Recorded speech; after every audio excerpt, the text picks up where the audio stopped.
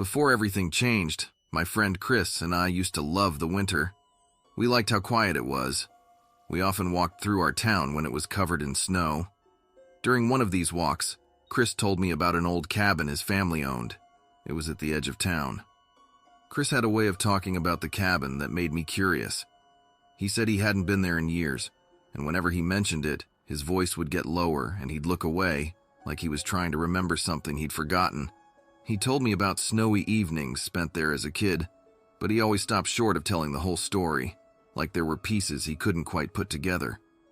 I met Chris in school when we were both in 5th grade. He was the new kid, and I remember thinking he looked lost.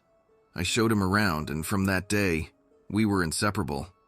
Chris was the kind of friend who could make any boring day fun.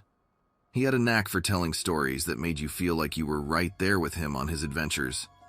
I guess that's what I liked most about him, his stories and the way he saw the world, like it was full of hidden wonders. One day, out of the blue, Chris invited me to spend a weekend at the cabin. "It'll be fun," he said with a smile that didn't quite reach his eyes. "Just like our old winter adventures." I hesitated, remembering the odd way he talked about the cabin, but the idea of a winter adventure was too tempting to pass up. Little did I know, accepting his invitation would be something I'd come to regret. As we planned the trip, Chris seemed excited, but also a bit nervous. I wondered why he was so on edge about visiting a place filled with his childhood memories, but I brushed off the feeling, looking forward to what I thought would be a fun weekend with my best friend. What I didn't know was that we were about to uncover secrets that should have stayed buried in the snow-covered woods at the edge of town. The drive to Chris's cabin felt like entering a different world. We left behind the familiar streets of our town, and soon, houses were replaced by a sea of trees. Snow blanketed everything, turning the world outside into shades of white and gray, with the road cutting through like a dark ribbon. Chris was chatty, but the closer we got to the cabin, the more he kept glancing in the rearview mirror. It was like he thought we were being followed. I wasn't sure what to make of it. Then we reached the cabin. It was tucked away among tall pines, looking like something out of a storybook. It was super quiet, which felt a bit creepy. The cabin itself was old, with dark, empty-looking windows. Inside, it was a whole different story. The cabin was cozy and warm, a welcome change from the cold. Chris wasted no time lighting a fire in the stone fireplace, casting a friendly glow around the room. There were comfy chairs and old photos on the walls. It felt like we'd stepped into a simpler, peaceful time, and for a moment I forgot the unease I felt outside. We spent the evening just chilling out. We made dinner in the small kitchen. Even though it was small, it had everything we needed. Chris and I told each other stories and jokes. He was really good at making things fun. His laugh was loud and made me laugh too. It felt normal and nice, just like two friends having a good time on a winter trip. But as the night got later, some strange things started happening. First, I heard noises that sounded like whispers coming from outside. They were mixed with the sound of the wind. It was a bit creepy. I listened hard to make sure I wasn't just hearing things, but Chris just laughed it off. He said it was only the old cabin making noises. I tried to laugh with him, but the whispering sound kept going. It seemed like it was coming from just outside the windows now. I peeked through the curtains, half expecting to see someone there, but all I saw was the dark, swirling snow. I turned back to see Chris taking care of the fire. He seemed really calm. I thought that should make me feel better, but instead I felt more worried. Why didn't he seem to hear what I was hearing? Or maybe he did hear it, and just wasn't telling me. The cabin started to feel less like a cozy place and more like a trap. It was like we were stuck in the middle of a big, whispering forest. I tried to focus on the nice fire and the warm room, but those weird whispers stayed in the back of my mind. They reminded me that we weren't the only ones out there in the snowy woods. Things started to get weirder as the night went on. The lights in the cabin began to flicker, which made shadows move around in strange ways. Once, I thought I saw a weird shape in the corner of my room, but when I looked again, it was gone. Chris said it was probably just the lights not working right, but he seemed a bit unsure himself. Then, a really cold breeze blew through the room. This was strange because all the windows were shut tight. The fire in the fireplace suddenly got bigger, as if it was reacting to something we couldn't see. I wrapped my arms around myself because I felt a chill that I couldn't explain. The whole cabin felt different now. Every noise and creak seemed to mean something. Chris, who was usually so cheerful, now looked as if he was part of this spooky scene. He had been calm before, but now he looked really worried. We sat there in the dim light. Outside, the wind was howling. I started to feel like we weren't alone in the cabin.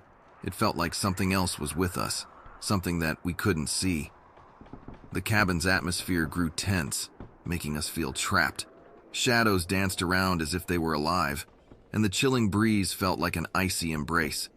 My heart pounded in my chest and fear gripped me tightly.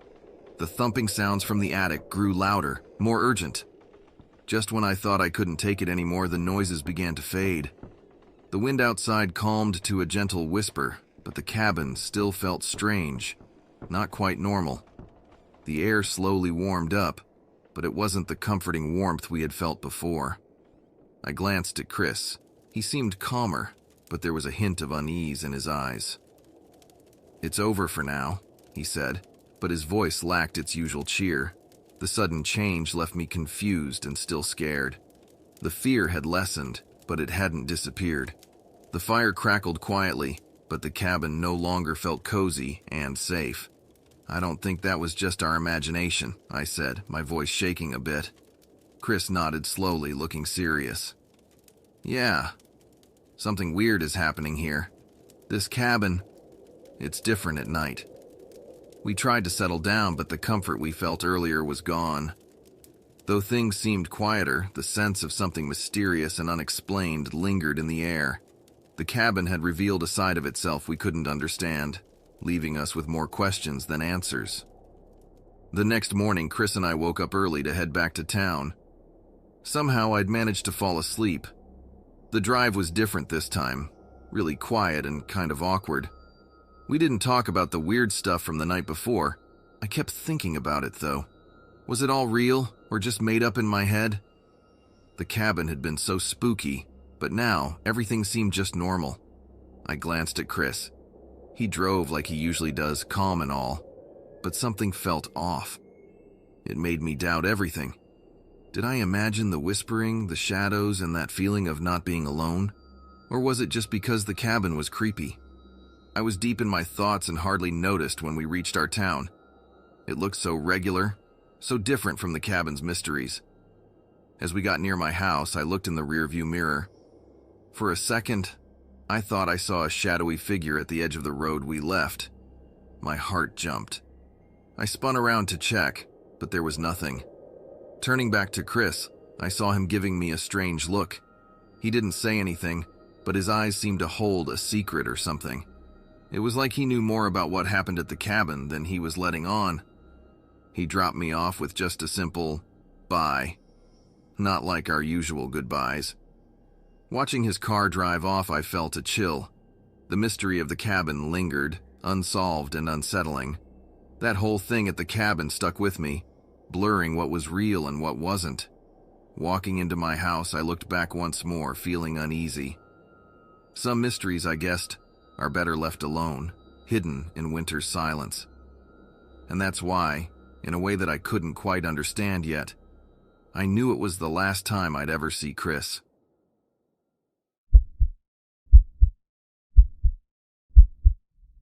It was a really cold winter evening. The city looked like it was covered in a big, soft blanket of snow. I was getting ready to go see a movie with my boyfriend, Jack. We hardly ever went out, so I was excited, but a little bit worried too. I was picking out a warm scarf when my phone beeped with a text message. I thought it might be Jack, but it was a message from someone I didn't know. It said, "Be careful tonight." I felt weird about it. Maybe it was just a mistake or a joke, but it made me feel uneasy. I tried not to think about it too much as I went outside. The streets were all bright with holiday lights and looked really pretty. But I couldn't completely forget about that strange text. Jack was already there, waiting for me. He's always good at making me feel better. I showed him the message, trying to make a joke out of it. He laughed and said it was probably nothing. I hoped he was right. We walked to this old movie theater that's a bit away from the center of town.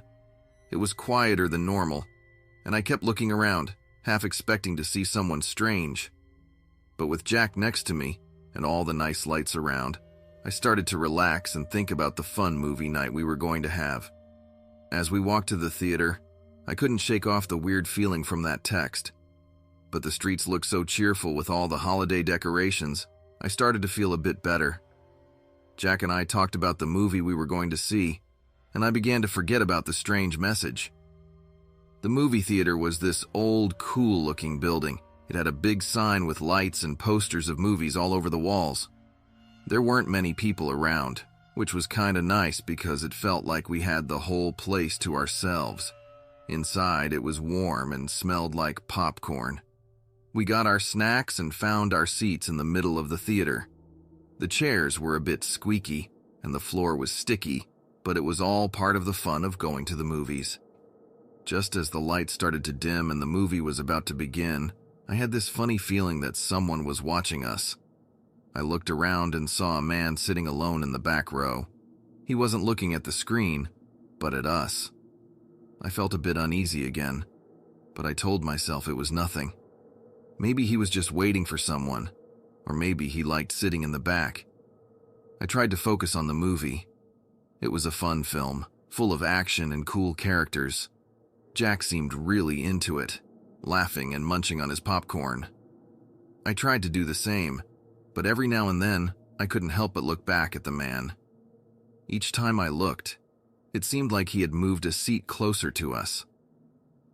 I told myself I was just imagining things, but it still made me feel uncomfortable.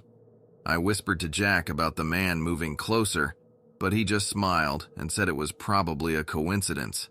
He said I worry too much sometimes. I wanted to believe him and enjoy our date, so I tried to put it out of my mind and get back into the movie. Halfway through the movie, I couldn't shake off the feeling that something was wrong. I glanced back again, and sure enough, the man had moved even closer. Now, he was just a few rows behind us. I felt really nervous and whispered to Jack that we should maybe leave. Jack looked back, then at me, and said in a low voice, "It's okay. He's just watching the movie. Let's not let it ruin our night." He tried to make me laugh, but I couldn't. I knew Jack was trying to be brave and keep things calm. He's always like that, cool and relaxed, even when things get a bit scary. But I couldn't help it. My heart was beating fast, and I felt like we needed to get out of there. I've always trusted my feelings, and right now, they were screaming that something was not right. Jack saw how scared I was, and finally agreed that we could leave after a little while, just to make me feel better. We tried to watch the movie, but I couldn't focus. I kept thinking about the man behind us. What if he followed us out? What if he was up to something bad? I wished I could just enjoy the movie like Jack, but my mind was full of what-ifs. Near the end of the movie, I turned to look back one more time. My heart stopped for a second. The man was gone. I didn't see him in any of the seats. I grabbed Jack's arm and said in a shaky voice, "He's gone. We need to go, now." Jack looked surprised, but saw how scared I was. He quickly got up and we left our snacks behind. We hurried out of the theater, with me leading the way. I felt really scared, but also a little brave, like I was doing the right thing. We walked quickly to the exit, and I kept looking around to see if the man was there. Jack was right beside me, looking out too. Even though he didn't say it, I could tell he was a bit worried now as well. We stepped out of the theater into the cold night. The snow was still falling softly, making everything quiet. My heart was pounding as we walked quickly. I kept looking behind us, half expecting to see the man. Then, out of nowhere, he was there. He came out from the shadows near the theater, moving fast toward Jack. I gasped, frozen for a second. The man grabbed Jack and they started struggling. I couldn't believe this was happening. It was like something from a movie, but it was real and right in front of me. Jack tried to push the man away, He yelled at me, "Run! Get help!"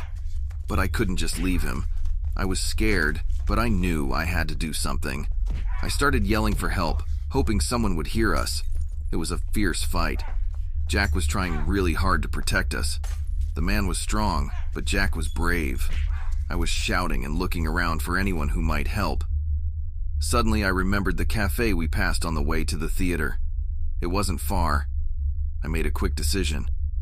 I ran as fast as I could to the cafe, my heart racing and my mind full of worry for Jack. I burst into the cafe, out of breath and scared. "Please, you have to help us. There's a man attacking my boyfriend outside the theater," I shouted. Everyone in the cafe turned to look at me, surprised. A few people stood up right away, ready to help. We all ran back to the theater. The people from the cafe were shouting, and that made the man stop. He looked scared now, seeing all of us there. Jack got away from him and ran over to me. The man took off running, disappearing into the night. Jack and I hugged each other tight.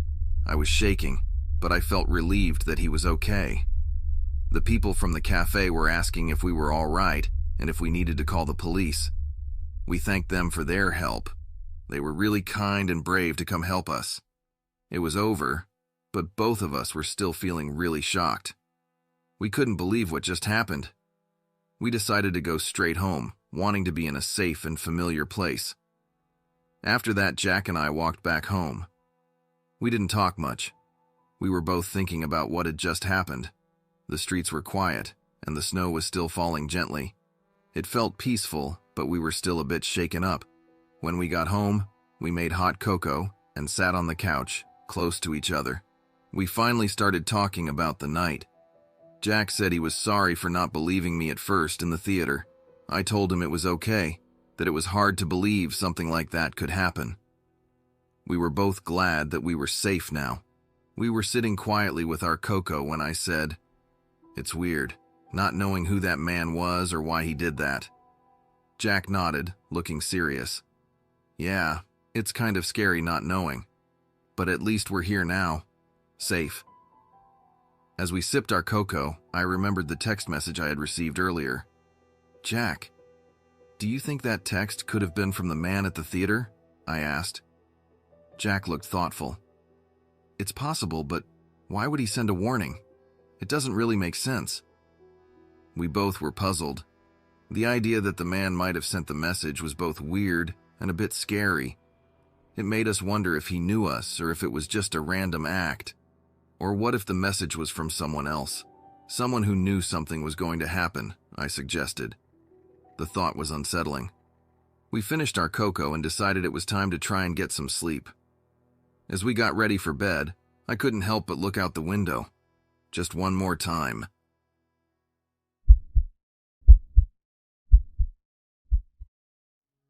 It was Christmas Eve, and our small family was heading to Aunt Clara's home on the edge of the small town where I grew up. Tucked away in a secluded, snowy landscape, the wooden house was a winter wonderland, with frosted pine trees all around. The house itself, adorned with twinkling lights, looked welcoming and festive. Aunt Clara is the embodiment of the holiday spirit in our family. Picture her as the cheerful host of our Christmas gatherings. Cousin Lily, young and full of energy, Lily brings a sense of excitement to our family events. She always looks forward to the holidays with enthusiasm. Uncle Joe, a seasoned traveler. He has fascinating stories from his journeys across the globe. His tales add a unique flavor to our family gatherings. I find myself connecting the generations in our family, bridging the gap between the young and the old. Upon arriving at the house, we got straight to work, getting everything ready for Christmas.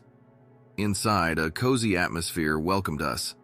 The smell of pine from the Christmas tree mixed with the warmth of the fireplace made it feel homely. Aunt Clara was in her element, decorating each corner of the house with care and precision. Meanwhile, Uncle Joe captivated us with stories about how Christmas is celebrated in different parts of the world.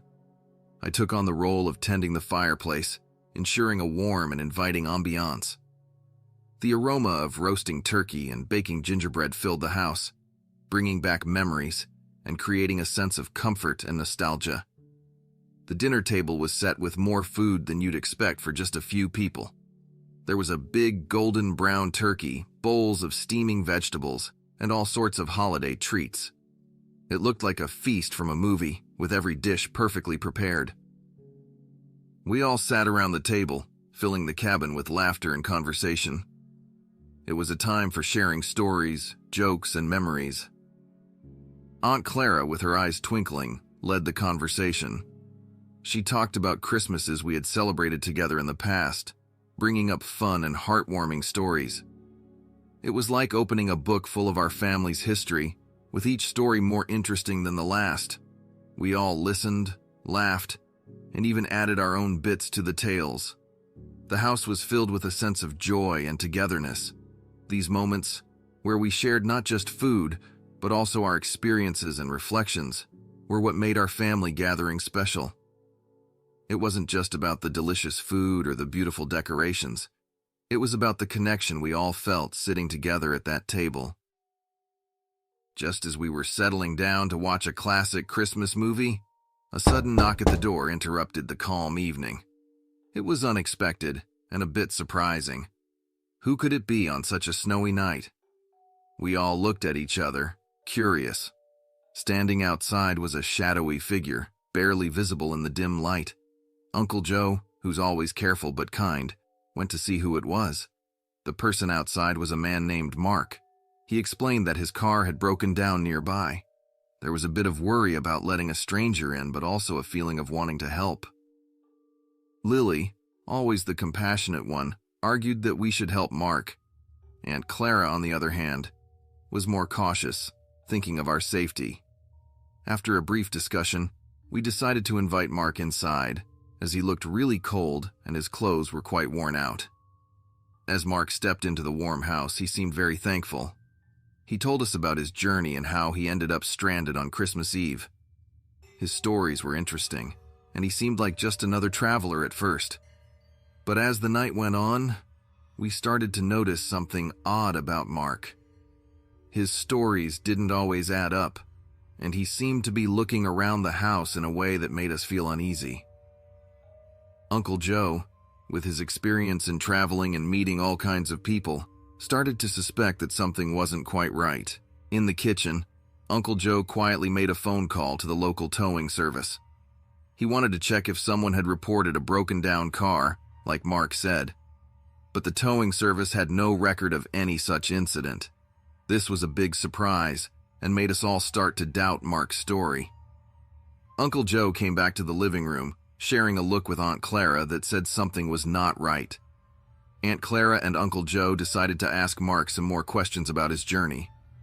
They were gentle, not wanting to scare or upset him, but they needed to find out the truth. Mark's answers, however, began to get vague, and he seemed uncomfortable. The warm, cozy feeling in the house started to fade, replaced by a feeling of tension. Lily, who had felt sorry for Mark, was now looking worried.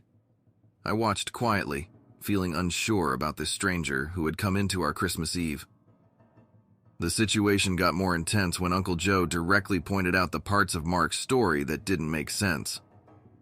Suddenly, Mark's friendly face changed. He looked scared and a little angry, but also desperate. It was hard to tell exactly what he was feeling: guilt, anger, or something else. The house, which had been so full of Christmas cheer, now felt like a very different place. There was a sense of danger in the air. Mark stood up quickly, his chair making a loud noise as it moved across the floor. We all stopped talking and moving, not sure what would happen next. Aunt Clara, always looking out for us, subtly moved closer to Lily. Uncle Joe stayed calm and suggested that it might be better if Mark left, but Mark didn't take this well. He started to argue and refused to leave, his voice getting louder. Things were escalating quickly, and it was clear that this was not going to end quietly. Just at that moment, we heard police sirens in the distance. Mark realized that he couldn't escape and seemed to give up. Uncle Joe stood in his way, stopping him from running off. The sound of the sirens got louder until the police finally arrived. When the police came into our house, there was a big sense of relief.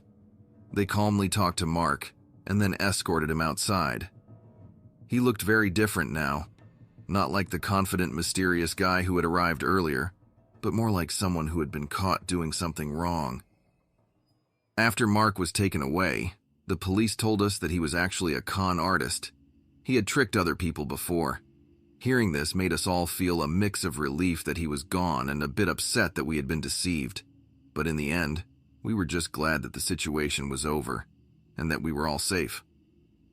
Once everything had calmed down, we gathered again in the living room. There was a lot to think about and talk over. What had just happened was a real-life lesson about being kind, but also being careful. We realized how important it is to help others, but also to look out for each other. Our Christmas Eve had been turned upside down, but it also showed us how strong we are as a family. We ended the night feeling closer to each other and more thankful for the bonds we share.